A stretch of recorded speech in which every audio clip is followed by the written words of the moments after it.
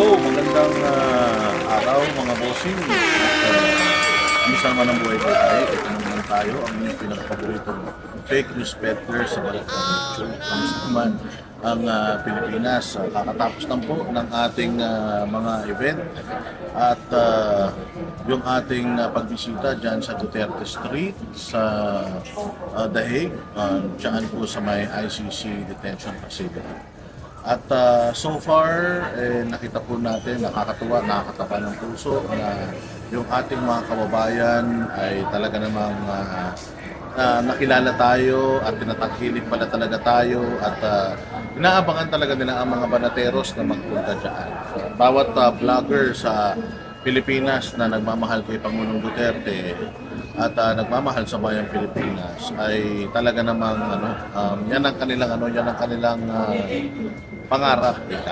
Pangarap nila mga bossing yung makapunta dyan at makasuporta. Kasi alam niyo, bilib ako sa mga vloggers ng Duterte kasi kahit saang lupalok ng Pilipinas mo dalhin yan basta para sa bayan at para sa mga Duterte talaga namang kahit pumasok ng sarili nilang pera gagawin ng mga yan kahit na gaano kamahal gagawin ng mga yan. Ang problema lang kasi is hindi lahat ng mga vloggers or mga Pilipino ay may opportunity na magpunta rito sa Europe.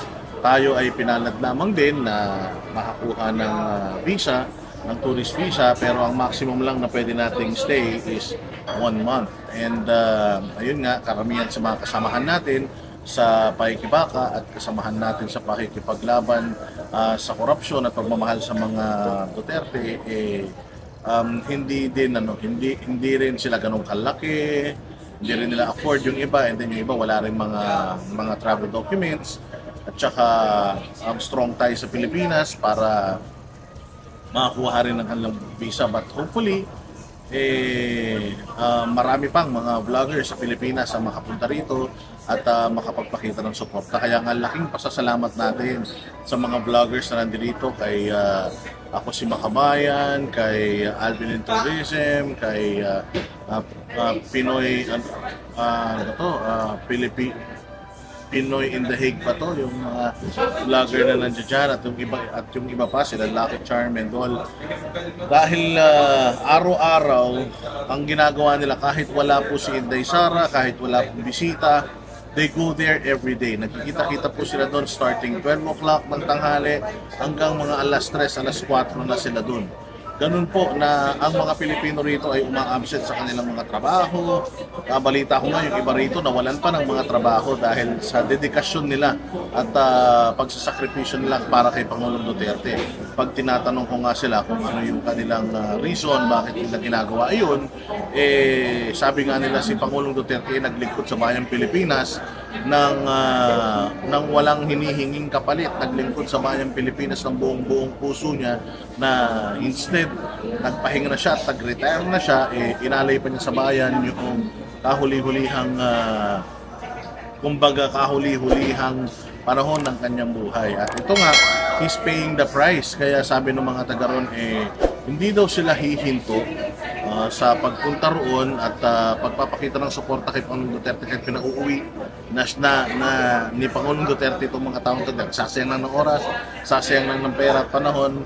Sinasabi nila na hindi nila iiwan si Pangulong Duterte dahil never daw tayong iniwan ni Pangulong Duterte. Grabe talaga mga bossing ang puso. Lalong-lalo na ang prinsipyo ng mga kapatid natin sa The Hague. Yung iba, grabe, taga Switzerland, Germany, biyahe pa 5 oras, makapunta lang doon. Then, babalik ulit. Nung nakaraan, yung mga taga Paris, 9 hours yung biyahe sa bus. Pagkatapos ng event, alis sila, balik ulit sila ng Paris. Kasi sobrang busy talaga ng mga Pilipino dito, pero they go out of their way para sumuporta. Alam mo, minsan naiisip ko nga na mas mahusay pa yung mga kababayan natin dito sa abroad. Kasi na kahit na mawalan ng trabaho, kahit na mabawasan yung kanilang kita, nagsusumikap silang pumunta araw-araw para ipakita kay Pangulong Duterte at sa mga kababayan natin yung support at pagbigay ng update. Kasi imagine kung wala sila doon, wala na magbibigay sa atin ng update dito sa mga kalagayan ni Pangulong Duterte. Alam niyo nga, balita ko, yung mainstream media may message sa mga SME9 na nandito sa Europe na naiinggit sila because tayo daw, continuous yung balita natin dito sa Dahig. Samantalang sila daw, ang lalaki na ng network niyan. Nanyayaman na ng mga yan, hindi pa nila kayang ipadala consistently yung kanilang mga empleyado dito sa ibang bansa para dito sa Europe para ma-cover itong mga pagbisita ng mga anak ni Pangulong Duterte. At syempre, yun na rin pag-i-interview sa abogado ni Pangulong Duterte para ma-update din po tayo ma-update din ang Pilipinas at makakuha ng scoop ang mainstream media para may balita sila. So maraming salamat talaga sa SMNI because if not with SMNI, wala tayong balita. Talagang blackout tayo, media tayo rito, news blackout tayo rito. At kung hindi dahil sa mga mahuhusay na mga vloggers dito, actually hindi po sila mga vloggers nung nagpunta po sila dito sa Dahig, nagkita-kita po sila dito, hindi rin sila magkakakilala. Pero sabi ko nga, ang galing-galing ni Pangulong Duterte kasi kaya niyang pagbuklod-buklo rin ang mga Pilipino kahit tasan siyang bansa. Imagine, ang layong bansa na nitong the Netherlands pero maliit lang din ang population ng Filipino community dito pero napagbuklod-buklod niya yung mga dating hindi nag-uusap-usap na pag-usap-usap niya, yung mga dating hindi na magkakilala. Ngayon, parang mga magkakapamilya niya na alam niyo nga, ang dami rin mga undocumented dito ng mga Pilipino. Pero wala silang pakialam. Pupunta talaga sila kay Pangulong Duterte. Yung iba nga, mga undocumented from other cities and other countries pa within Europe. Talagang bumabiyahe sila. They're taking the risk. Anytime, pwede silang mahuli ng immigration at ipa-deport. Pero sabi nila, kailangan namin ng suporto. Kailangan namin sumuporta kay Pangulong Duterte. At ito lang yung magagawa naming paraan para maibalik naman namin yung mga gandang nagawa ni Pangulong Duterte. So, ganun po ang nangyari mga bossing. Itong mga kababayan natin dito ay talaga naman nagsasakripisyo sila, hindi sila mga vlogger pero nag-utap sila ng mga pages nila para makapag-vlog, makapag-live at ma-update po ang lahat ng mga Pilipino, hindi lang po sa Pilipinas kundi sa buong mundo. At least nakikita ng buong mundo, lahat ng mga kababayan natin kahit hindi natin kababayan, nakikita itong effort na ginagawa natin. Patunay namang na ang mga Duterte hindi kriminal, lahat po ng mga paratang sa mga Duterte ay gawa-gawa lamang at puro politika. Alam nyo, isa na rin ito sa reason para ay isang magandang nagagawa or nagiging purpose ng pagtitipon-tipon yun sa Duterte Street. Alam nyo po dito sa yung Dutch media daw po ay parang mainstream media rin natin sa Pilipinas. Grabe din daw po ang mga masasamang balita nila patungkol kay Pangulong Duterte, mamamatay tao, rapist, magnanakaw, ganun po ang pakilala ng Dutch government at ng Dutch media kay Pangulong Duterte. Kaya po, pag may mga nagpupunta ng mga foreigners, yun alam nilang balita. Pero ang kagandahan dito sa mga vloggers na nandito, kanila Alvin, syempre, sila, proficient sila sa English, fluent sila mag-English. So, they can communicate, they can actually debate with these people na negative ang perception, negative ang information na alam nila about Pangulong Duterte, and pinapakilala nila si Pangulong Duterte na kung gaano siya kagaling na leader dito sa bansang Pilipinas. And kahit paulit-ulit, sabi ko nga, natutuwa ako dahil paulit-ulit din nilang sinasagot lahat ng mga tanong ng mga curious, lahat ng mga tanong ng mga bashers, lahat ng tanong ng mga aktivista na nagpupunta rito para sigawan sila. Pinapaliwanag nila ng maayos at talagang consistent nilang ginagawa yung kahit paulit-ulit wala silang pakialam. Kaya napakaganda napakaganda mga bossing project na magbuwa ng booklet, parang yung mga maliit, parang Salamat PRD mini version ng Salamat PRD, para lang pagka merong foreigner na nagtanong, bigay mo lang yung booklet, basahin nila para makilala nila si Pangulong Duterte. Hindi yung lagi tayo na kasi paano kung wala doon yung mga English proficient na mga natin, na mga vloggers natin. So hindi na nila may papaliwanag doon sa mga foreigners kung bakit tayo natitipon-tipon doon. So gagawa ng booklet tapos ibibigay bawat foreigner na magtatanong para at least maintindihan nila, ganito pala itong tao na to.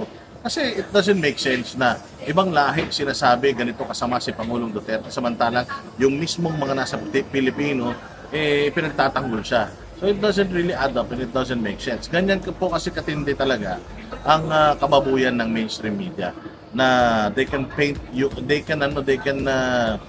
kumbaga pwede nilang gawing puti yung itim at itim yung puti. Baloktot, didiretso nila yung diretso, babaloktotin nila. So, ganyan po ang mainstream media. Kaya, papasalamat tayo muli sa lahat. So, tayo paalis na ngayon at tayo ay papunta na ng Paris at meron din tayong mga Filipino community na imi-meet din naman doon. And syempre, on the side, isasamahan na rin natin ng konting papamasyal. So, kita-kita tayo dun sa Paris. Lahat ng mga taga-Paris dyan sa France. Tapos, after po niyan, bibigyan na lang namin susunod namin schedule. Pero ang pupuntahan po natin is Germany, pupunta rin po tayo ng Rome, pupunta rin po tayo ng pupunta tayo Italy, at pupunta rin po tayo ng Spain. Kaya makita-kita tayo dyan mga kababayan, mga Pilipino.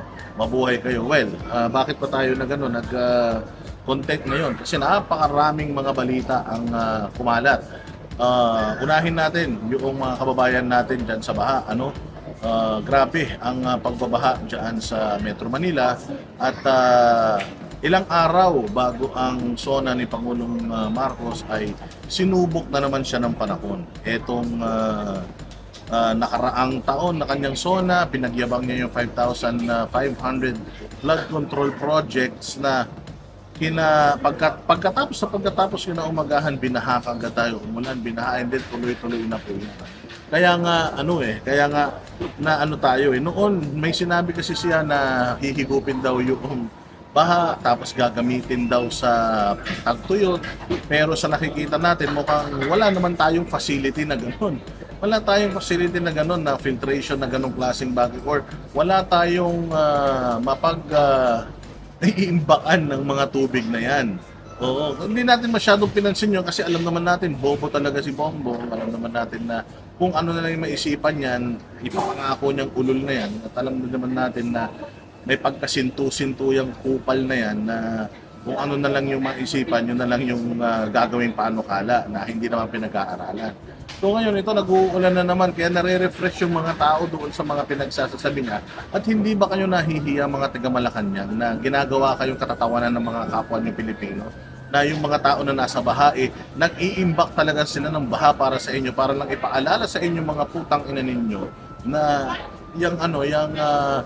kayo nagsimula niyang ipon-ipon ng baha na yan. Tapos ngayon na sinisita kayo, ngayon na ginagawa kayong katatawanan, at even si VP Sara sinabi na ipunin nyo, kayo na lang ang mag-ipon ng lahat ng tubig at itapon nyo sa Malacanang para may mainom sila. Sa totoo lang, mahilig naman uminom si Bongbong Marcos ng tubig baha. Nakita nyo nung nakaraan, hindi ba? Lunok-lunok ng tubig baha yung kupal na yan. O yung filtration system, yung balde na yung tubig daw na marumi, napapalinis niya. Putang ina niyan, gumastos na naman tayo diyan. Hindi niyo na naman kinonsulta ang taong bayan diyan, mga tarantado kayo. Pantakin mo, pagka may bagyo, magbibigay kayo ng balde na sasalok ng tubig ulan at ipifilter para inumin nyo. Putang ina ninyo, ano ba yan? Aprobado ba yung design yan ng FDA? FDA ba yung mag-ano ng ano na yan? Kasi delikado yun eh. Kahit na sabihin mong napakagaling ng produkto na yun, kung hindi naman yun subok at hindi naman yun binibenta sa market, baka mamaya putang ina kumita lang kayo dyan. Baka mamaya itong DSWD na to, kung kani-kaninong contractor na naman lumapit, baka mamaya katarantaduhan yung invention na yan. Tapos malason pa yung mga Pilipino. Kasi ganito lang, kapag ka merong baha, may bagyo, magbibigay kayo ng relief goods. Putang ina nyo, samahan nyo ng tubig, hindi ba? Samahan nyo ng tubig na malinis na pwede nang inumin. Hindi yung po kinang-ina ninyo, sobrang tingin nyo sa mga Pilipino mga daga. Ang gagawin ninyo mga hayop kayo, kumuha kayo ng tubig sa kanal tapos i-filter na inumin ninyo. Putangin na nyo, kayo kaya ang unang gumawa. Halatang halata naman nung ininom ni Bongbong Marcos yung tubig na yan. Putangin na, baka gapatak lang yung nainom ng ulol na yan. Baka nga mamaya wala pang laman yung baso, or baka pag ganun yung baso, baka mamaya yan, yung may laman ng tubig yan, ininom na lang niya, hindi ba? Ang punto rito kasi is, ginagawa niyong tanga, ginagawa niyong hampas lupa at mga aso ang mga Pilipino. Magbibigay din lang kayo, tuwing babagyo, magbigay na kayo na makukonsume na kagad ng Pilipino, hindi yung putya. Kailangan pa nilang sumakop ng tubig para i-filter doon at may mainom sila. Mano man naman, gumastos din kayo, magkano rin yan? Bawat isang ganyan, magkano yan? Well, sana binili nyo lang ng tubig, maiinom na nila kagad. Tama, mali. Tuwing kailan ba nila magagamit yan? Tuwing may kalamidad. Gaano ba? Siyempre, yung mga filter niyan, kailangan mong palitan. So, bibigyan nyo pa ng problema yung mga Pilipino para gastusan yung hinayupak na balde na naka-convert ng tubig ulan to potable water. Tingnan nyo, hindi nyo nga magawang potable yung tubig na lumalabas sa gripo natin, mga hinayupak kayo. Tapos, magbibigay kayo sa taong bayan ng balde na pwedeng sumalok ng tubig sa ulan para kupal talaga kayo. Ang wala na kayong magawang matinong proyekto, mga hinayupa kayo. Kaya ayan, makita ninyo, EDCA sites. Diba? Sinabi nila na EDCA sites ay para sa relief operations. So, ngayon, may nakikita ba kayo ng mga puti, mga kano, mga kagamitan ng mga Amerikano na nagre-rescue sa mga Pilipino ngayon na nalulubog sa baha? May nakita ba kayo na aid galing sa Amerikano? Di ba nung itong nakaraan, nagpunta si Pangulong Marcos diyan sa Amerika. Anong nangyari? Nagpunta siya diyan. Di ba? Ano nangyari nung nagpunta siya diyan sa Amerika? Tangina na ginawa siyang aso, mga bossing. Sinama siya sa press conference. Pinagsalita siya ng konti. Uutal-utal pa ang punyeta. Tapos ngayon, yung taripa, nung panahon ni Pangulong Duterte, ang taripa 10 to 11% lang. Pero ngayon, ngayong administrasyon ni Donald Trump ginawang 17. Tapos ginawang 20. Tapos binawasan ng 1. Binawasan ng isa. Tapos binola-bola lang si Bongbong na tough negotiator, na magaling na presidente. Tangin na yung buntot niya, gumanong-ganon na. At diniladilaan niya na yung paa ni Donald Trump. Antakin mo, ilang kayo na nagpunta dyan? Gumastos pa Pilipinas sa mga hotel nyo, mga hayop kayo. Bukod sa hotel nyo, mga visit kayo, gumastos pa ang Pilipinas sa mga airfare ninyo, ng buong entourage ninyo. Tapos putang ina, binawasan kayo ng 1% from 20%. Tapos sila 0%. Ang ibig sabihin po nun, kapag tayo ay nag-angkat mula sa Amerika, magbabayad tayo ng 19% na tarifa. Samantalang sila, pag kukuha sila ng produkto mula sa atin, 0. So, paano naging patas yun? Paano naging successful yun? And then, gagawin pa tayo mga bossing na gagawin pa tayong hub ng paggawaan ng pala. Itong Zambales, Subic, at lahat ng mga kampo nila dito sa Pilipinas. Aside from that, hindi lang daw yata bala.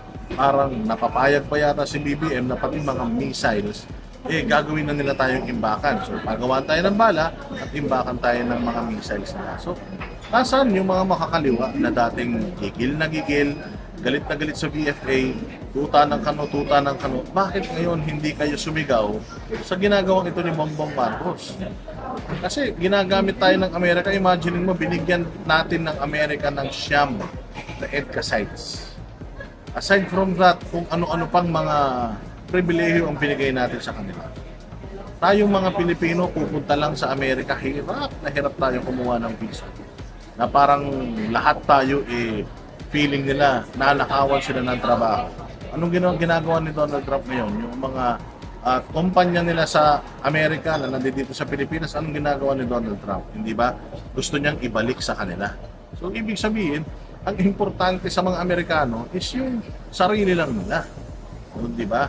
Na tayo, pumunta pa tayo doon para gawin lang nilang tanga. Ginawa talagang tanga si Bongbong Marcos. Wala siyang naiuwing paborable sa atin. Lahat ng inuwi nila problema para sa atin. Yung 1%, sinasabi nila napakalaking bagay, gago pa ba? 11 at 10% lang tayo before. Ngayon, 10 at 11% ginawang 17, ginawang 20, tapos naging 19. So from 17, actually plus 2 pa nga yan eh.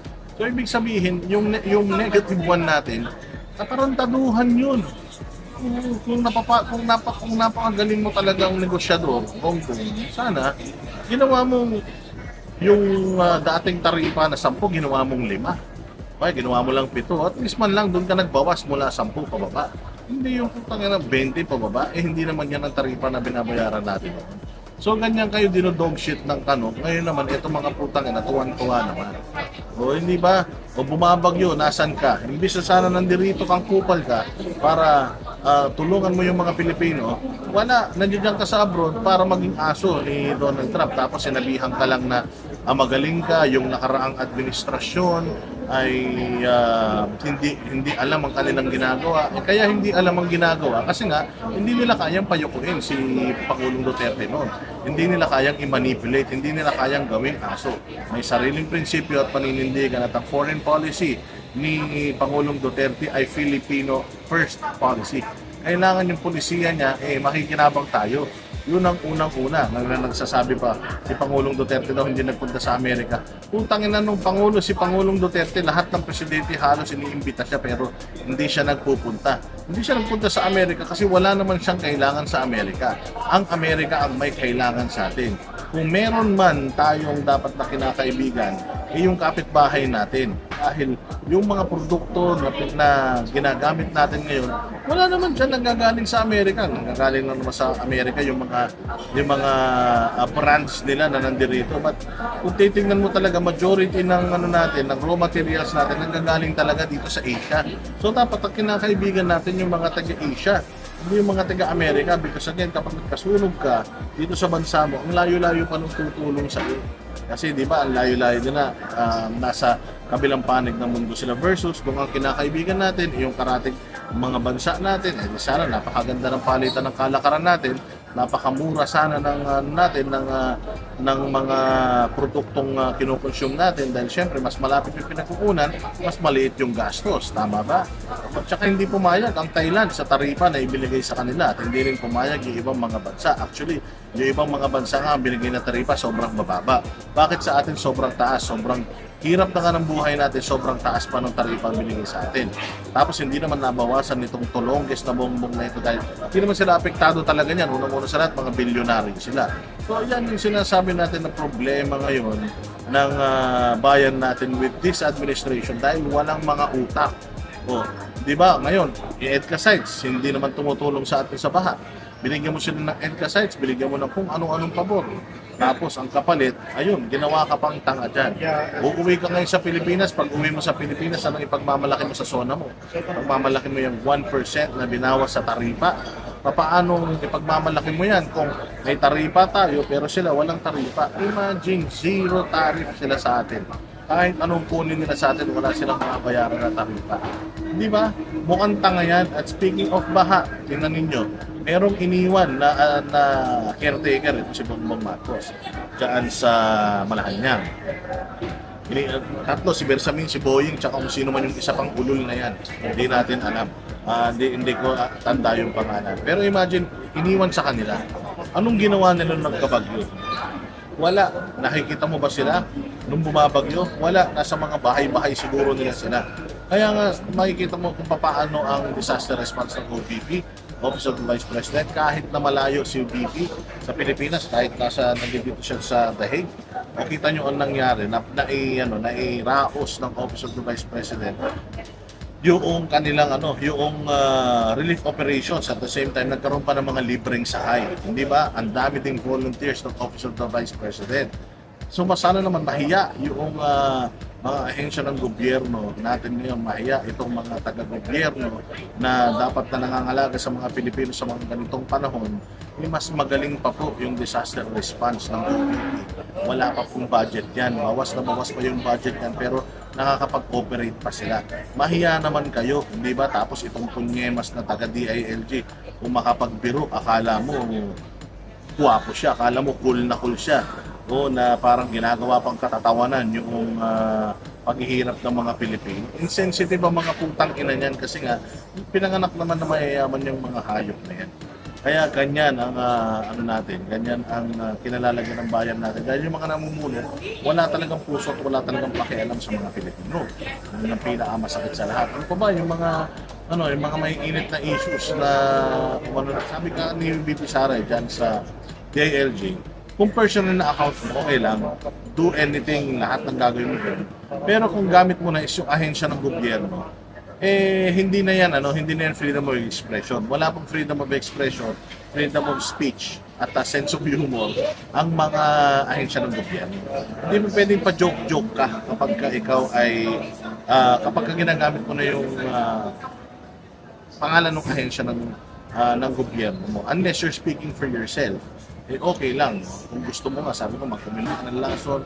Pero kung ginagamit mo yung plataforma, yung platform, or yung isang opisina na dapat ay naglilingkod sa taong bayan, dapat walang sense of humor. Kailangan diretso na sa impormasyon. Kung ano yung impormasyon, ilabas na kagad. Meron pa, napasarap ang coach ko. Nakatulog ako. Putangin na mo, ba't gumising ka pa? Parang napaka-importante mong tao na ikaw lang ang pwedeng magdeklara ng walang pasok, hinayupan ka. Di ba? Ganyang katarantado at kasatana sa mga buwisit na yan. Kaya nako po mga bossing, napakarami pa ng mga issues na kinakaharap natin itong pagdating ng SONA na ito. Ano bang ina-expect ninyo sa SONA? Sasabihin ni Bongbong Marcos, ilagay nyo dyan sa comment section. Ganito pa. Meron pang bali-balita na meron pang mga bali-balita, mga bossing. Meron pang mga bali-balita, mga bossing na tawag dito, etong first lady daw natin, na di umano, involved. Hindi daw siya involved, sabi ng nanay, noong namatay. Pero, ang nakakadiri dito, mga bossing, umamin yung asawa na gumagamit sila nung kanyang asawa. Uminom sila, gumamit sila ng marijuana, gumamit sila ng cocaine while on business trip.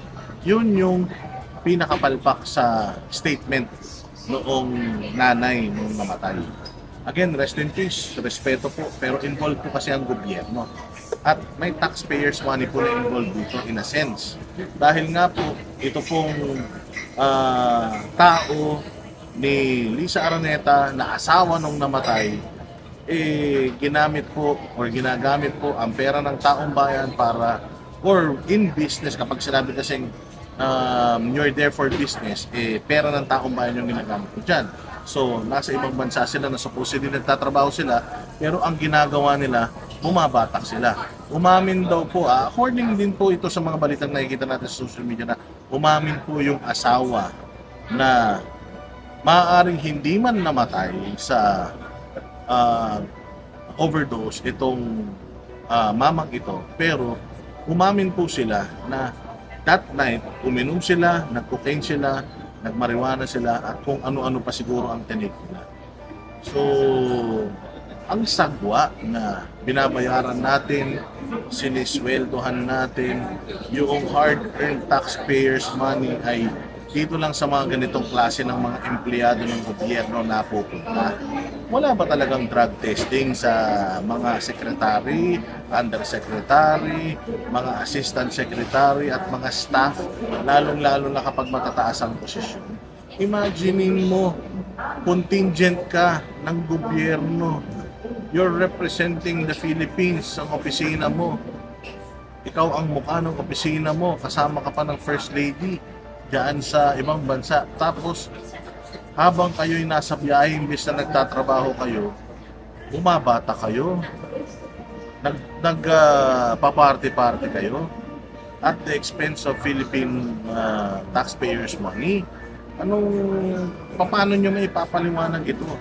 Isa itong nakakadiri at nakakahiyang pagkakataon sa bayan natin Pilipinas. At hanggang ngayon, ito matindi hanggang ngayon, active pa po na nagtatrabaho itong tao na to sa gobyerno. Dapat nga ito, kung meron kang delikadeza, meron ka ng ganito kalaking iskandalo, dapat umalis ka na sa pwesto mo. Pero hindi. Up to now, nagtatrabaho sa gobyerno itong Addict na ito. Addict. Hindi ba addict ang tawag dyan kung gumagamit ka? Hindi nga lang isang substance ang ginamit ko. Gumamit ka ng iba't ibang substance. Ibig sabihin, talagang talamak ka. Kung sa ibang bansa na mahigpit na, ginagawa nyo pa yan, di lalong-lalo na dito sa Pilipinas na makapangyarihan kayo. Di lalong dito, puros batak lang ang ginagawa ninyo. Tama ba? Diba? So, sa totoo lang, walang mukhang ihaharap itong si Lisa Marcos dito. Let's say for example, wala siya, hindi siya kasama doon sa party-party niya. But the mere fact na ang isang taong malapit sa kanya, empleyado niya, sabog, adik, ano itsura ni Lisa Marcos? Diba? Anong pwedeng twist na naman ni Lisa Marcos ng gobyerno tungkol dito? So it's a fact that itong mag-asawang to, regardless kung kasama nila sa biyahe or hindi, but still, nasa serbisyo pa rin itong asawa na umamin na nagdroga at pumarty habang nasa business trip, habang nasa official business trip ng gobyerno natin. Talagang walang kwenta itong mga tao na ito. Walang mga delikadesa, mga demonyo, hayop, animal. Mag-resign ka na, ma'am. Kasi baka mamaya pera pa ng taong bayan, although mayaman naman kayo, baka mamaya pera pa ng taong bayan yung pinangsasyabot, pinangdodrogan ninyo. Baka mamaya, syempre may sweldo kayo sa Pilipinas. Baka mamaya yung sweldo nyo pa yung pinambibili nyo. Pag yung sweldo nyo yung pinambili nyo, ibig sabihin, taxpayers money po yan. Hindi po pwede na may addict sa gobyerno, lalong-lalo na sa mga ahensya na importante. So, walang lusot si si Lisa Marcos dito. Regardless kung nandoon siya or wala, hindi ang responsibilidad po ng mga diplomats na kasama ninyo sa inyo po, directly reporting yung mga yan sa inyo.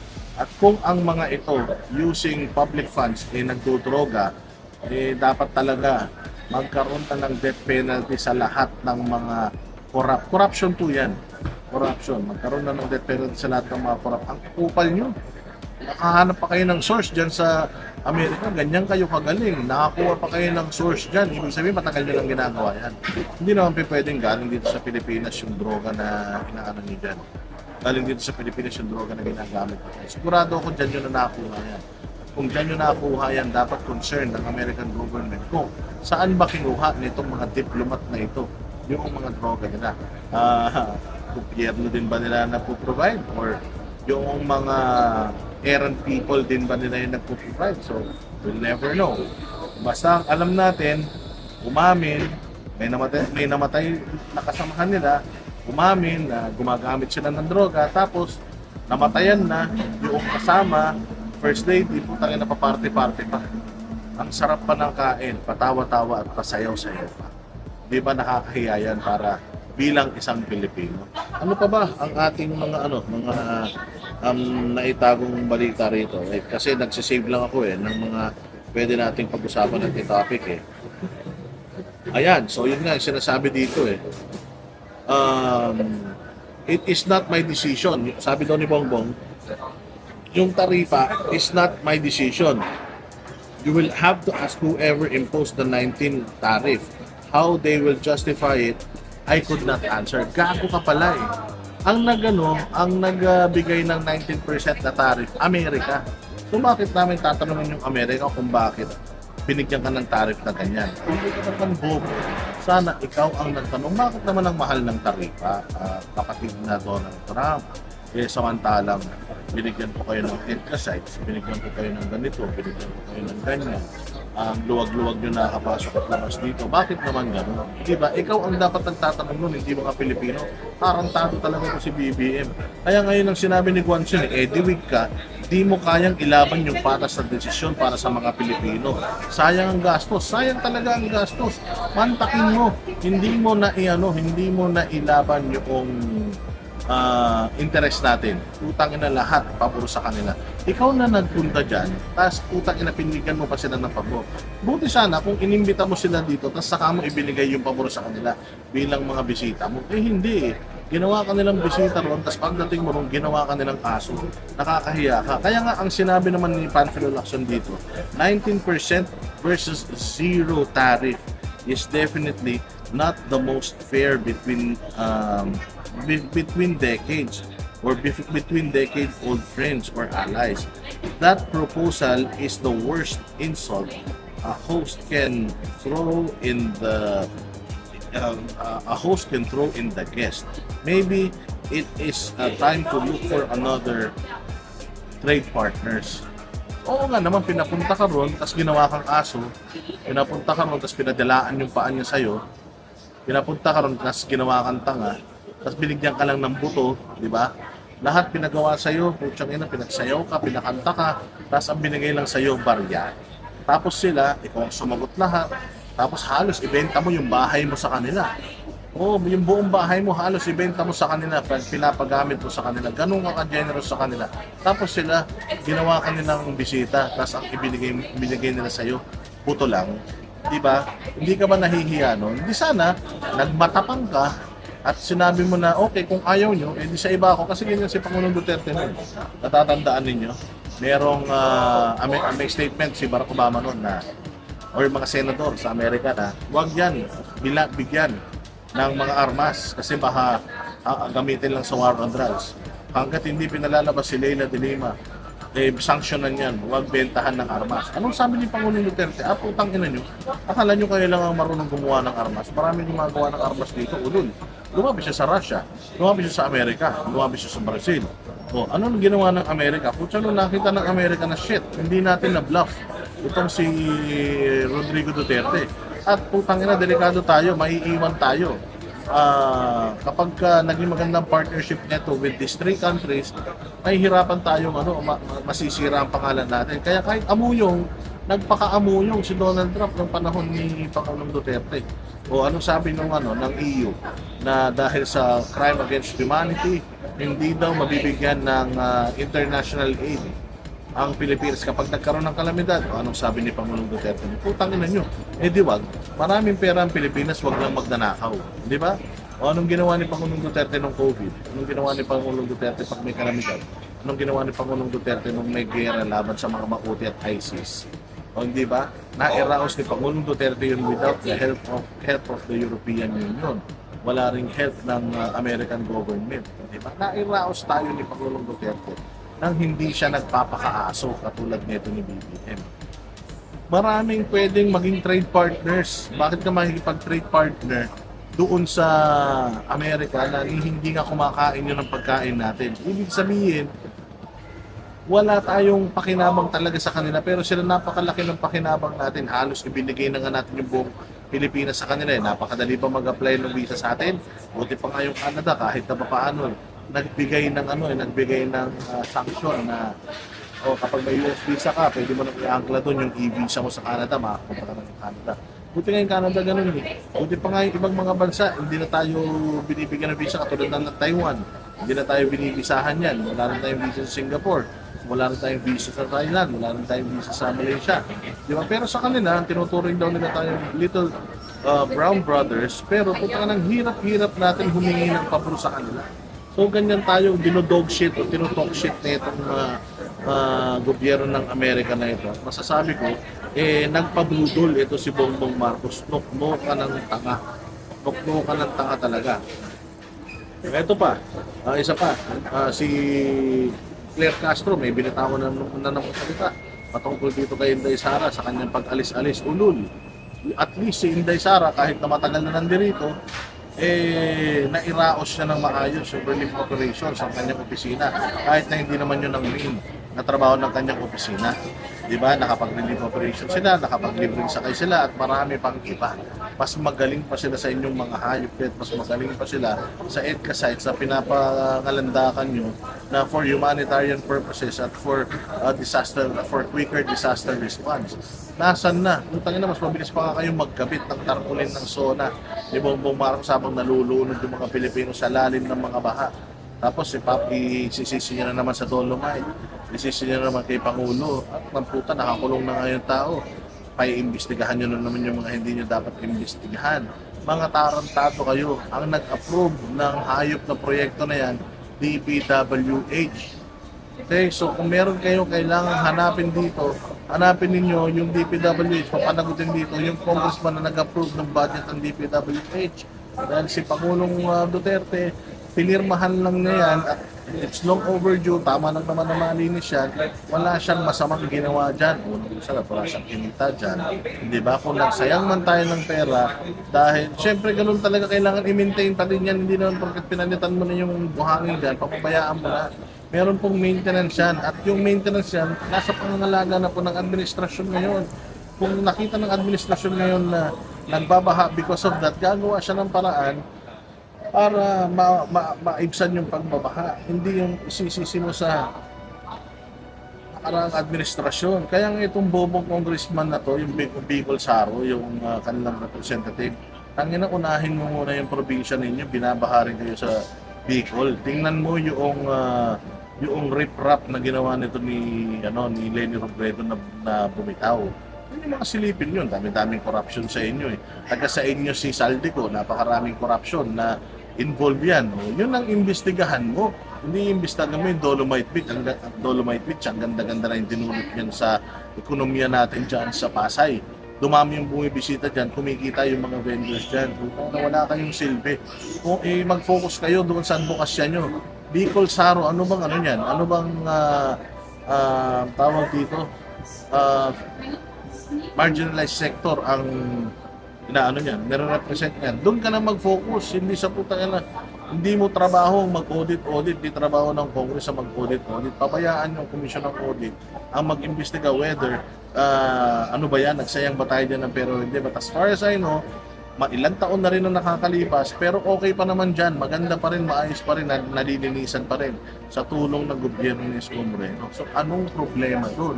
Hindi ba mga hayop kayo, unahin ninyo yung mga bakuran nyo bago sa bakuran ng iba, masyado kayo nagpapasikat. Hindi po kayo sisikat kahit magsama-sama kayo mga buwaka ng ina ninyo. Ang sinabi ni VP Sara, she will be president someday. At may basbas na rin po ni Pangulong Duterte yan. So it's sure that VP Sara will run as president this coming 2028. At lahat kayo ng mga putang ina mga kawatan, siguraduhin nyo na yung mga perang nakuha ninyo ay sufficient para sa mga ano ninyo, sa mga kabit ninyo, sa mga panguluho ng mga anak ninyo. Sana sufficient yung mga pera na nakuha ninyo para kayo ay mairaos. Okay, makasakali si Satanas ay tumatanggap ng bribe, may dala nyo yung mga perang ninakaw nyo sa Pilipinas para makipag-negotiate kay Satanas at tanggapin yan yung makakabuti sa inyo. Okay? Baka sakali pwede nyo nang palitan sa Satanas. Ano pa yung isang ano natin, isang topic natin mga bossing. Wait lang ha. Ito sige, pag-usapan na natin yung kay General Torre at saka kay Bastien Duterte. So noong nakaraan si Bastien Duterte ay naghamon. Hindi ba naghamon? Pero sa sobrang inis niya kay Torre, nakapagsalita na naman siya. Kasi yung mukha pa lang ni Torre, putang na mainis ka na talaga. Yung mukha pa lang niya talaga, gusto mo nang durugin talaga. Oo, kaya lang may nakita kasi akong mali rito kay Mayor Baste. Na putang na, hahamunin mo yung sira na yung mukha. Hindi ba? Gusto mo makasuntukan yung warak na yung mukha. Wala, kahit nga sabi ko sa iyo, kahit mamatay yung bukas, hindi malulungkot ang tao dyan. Kumbaga, wala nang kwentang tao yan, tapos hahamunin mo pa ng suntukan. Pero anyways, maganda yan kasi kumasa siya sa'yo eh. So, sinabi kasi ni Torre noong nakaraan na magkaisa na lang ang mga Pilipino. Ang mga Pilipino daw ang mga DDS daw ay mahina ang utak, naghahalongkat lang.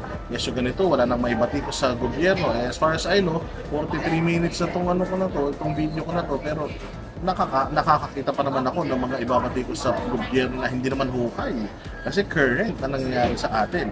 Kasi kung maghuhukay ako ng mga dati ng mga katarantadong kahayupan, kabalbalan ni Bongbong, utang na hindi tayo matatapos dito, baka isang linggo na nagsasalita pa ako dito, kawawa naman ako, di ba? So ngayon, utang na yan, itong si Torre, instead na galingan mo dyan sa 5 minutes mo na katarantaduhang response time ninyo, mag-focus ka dyan, o mag-focus ka sa pagsuwata sa drugs, putang ina ninyo, wala naman kayo nahuhuling mga drug lord, puro drugs lang yung nakikita ninyo. Unahin ko sanang linisin ang kalsada natin mula sa mga kriminal kaysa pinakikialaman nyo yung away politika dahil putang ina ka, hindi ka naman politikong hayop ka.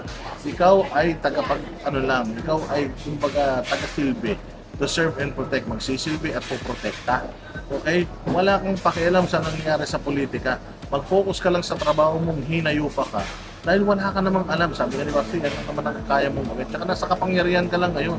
Kaya ka relevant. Pero putang ina mo, tandaan mo, next year wala ka na sa posisyon. Siguraduhin mo rin na enough na rin yung iyong naipon para labanan mo lahat ng kaso mo. Dahil sa dami ng kaso mo, so miski naman sino, gigil na gigil sa pagmumukha nito. Ngayon, ito si Baste, sobrang galit, napasalita ng pakyo. At saka parang gusto nga niyang amunin na suntukan. Kasi nga, putang ina, wala nang matinong ginagawa ito si General Torre. Siyempre, kinidnap niya yung tatay ni Pangulong ni Baste, di ba? So, siyempre, malaki talaga ang galit ni Baste dyan. But, yun lang ang sinasabi ko kasi, don't make decisions when you're mad. Huwag kang padalos-dalos. Pag galit ka, huwag kang basta-basta mag-comment. Well, sa bagay, putang ina ito si Torre, mukha pa lang ito talaga mabibisit ka na. So, nakapagsalita si Baste na magsuntukan sila. At pumasa, ganun kabobo itong PNP chief natin. Pumasa po na makipagsuntukan kay Baste. Sa linggo daw, sa Araneta Coliseum. Pangina, lakas sa Araneta Coliseum pa. Yung mukha mo na yan, baka hindi papasukan sa Araneta Coliseum. Pero, tingnan natin mga bossing, kung sino ba ang lugi sa laban na ito? Kakasa kaya si Baste Duterte doon sa hamon. Kasi kumasa na si General Torre sa hamon ni Baste na magsuntukan sila. So dahil daw marami daw nangangailangan ng pera ngayon, mag-fundraising daw sila at mag-boxing daw sila 12 rounds. Again, si Baste Duterte is 35 years old, si Torre ay 55 years old. So sino po kaya ang nakakalamang sa dalawang ito? Pero sabi nga ni Jay Guevara, wag na si Baste, masyadong guwapo yun. Ako na lang, sabi niya, ako na lang na kung yung kupal na yan, papayag lang, sumpukan kaming dalawa uuwi ako bukas na bukas din, kahit gulpihin niya ako. Diba? Kahit na magulpi niya ako, wala akong problema, basta ang importante, makabawi man lang tayo sa kahayupan kademonyohan ng kupal na yan. Diba? So ganito na ngayon ang nangyayari sa bayang Pilipinas. Ang mga opisyal ng pamahalaan natin ay gusto na magsuntukan. Ang presidente natin ay nagtatanga-tangahan, pero tanga naman talaga. Bobo yung nasa yung nasa disaster response. Walang silbi ang DILG. Itong DOJ natin tululaway na, gusto na maging tawag din yung ombudsman. At napakarami pang nangyayari sa bayang Pilipinas na talaga naman kahindik-hindik at nakakahiya sa ibang lahi. Pero bagamat ganun, tayo umaasa pa rin sa pagtutulungan ng mga Duterte supporters at ang lahat ng mga Pilipino, hindi na natin maibalik ulit sa posisyon itong mga ito. 2 taon na lang po ang ating inaantay mahigit at tayo na naman ay boboto. Ang malaking pagkakamali lang kasi ng bayang Pilipinas ay yung pagboto sa maling tao. Kaya ako ay umaasa sa mga kababayan natin na natuto na tayo. Marami pa rin tatanga-tanga talaga pero hindi po tayo mapapagod sa pagpapaalala sa kanila na sana po ay matuto na tayo sa mga kabalbalan kung gusto ka na nangyayari sa bayan natin Pilipinas, mga problema natin na kinakaharap sa mga araw-araw, yung paghihirap na dinudulot sa atin itong mga switik at mga salot na ito. Ay nako, ayun pa, yung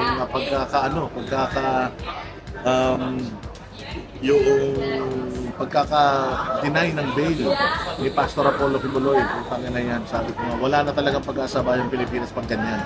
Yung mga huwes na mga putang ina, sa totoo lang, hindi ko na maintindihan kung anong klaseng mga tao ito. Putang ina, nag-huwes pa kayo tapos nagpapapressure lang kayo sa gobyerno. O equal body po kayo ng gobyerno. Ang kapangyarihan ng judiciary ay kaparehas ng kapangyarihan ng executive at ng legislative. Sana maging independent kayo. Idininay nyo yung kaso ni Pastor Apollo Kibuloy, dinay siya ng bail. Samantalang kutsa yan, innocent until proven guilty. Balita natin walang ebidensya, mabago-bago ng salita, malpak yung affidavit. Abogado lang ang gumawa ng affidavit. pagka tinatanong mo, iba-iba yung sinasagot doon sa affidavit.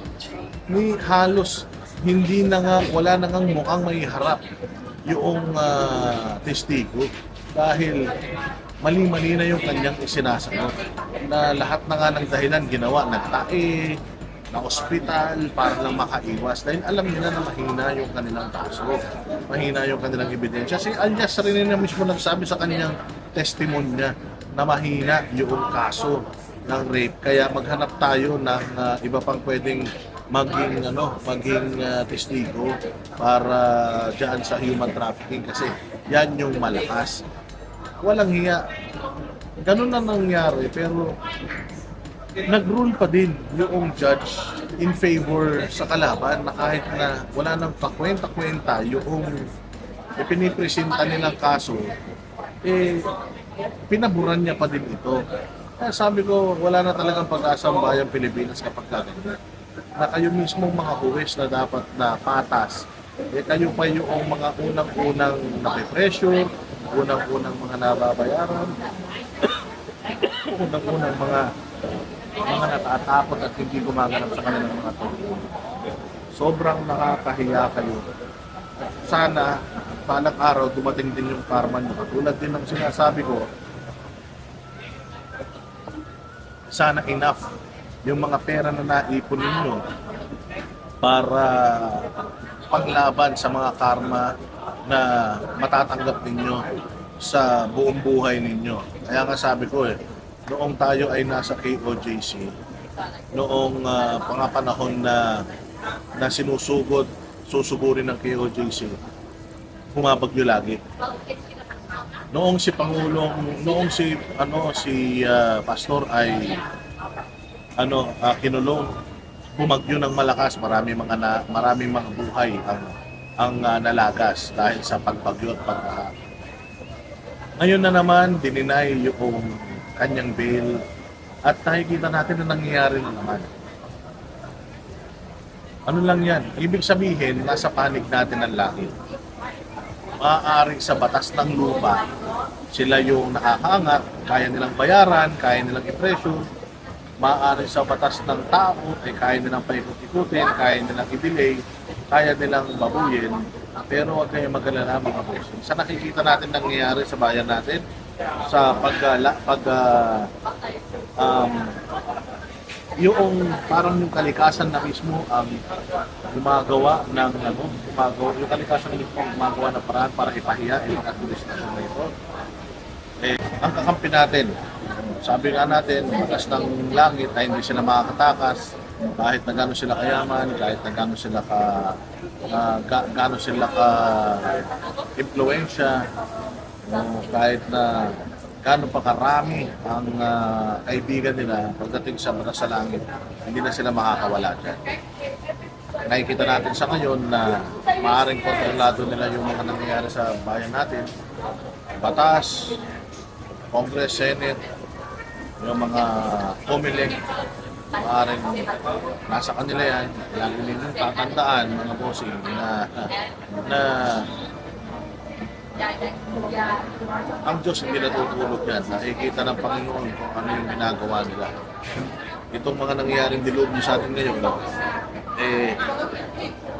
fact checker yan ng lahat ng mga kasinungalingan nila.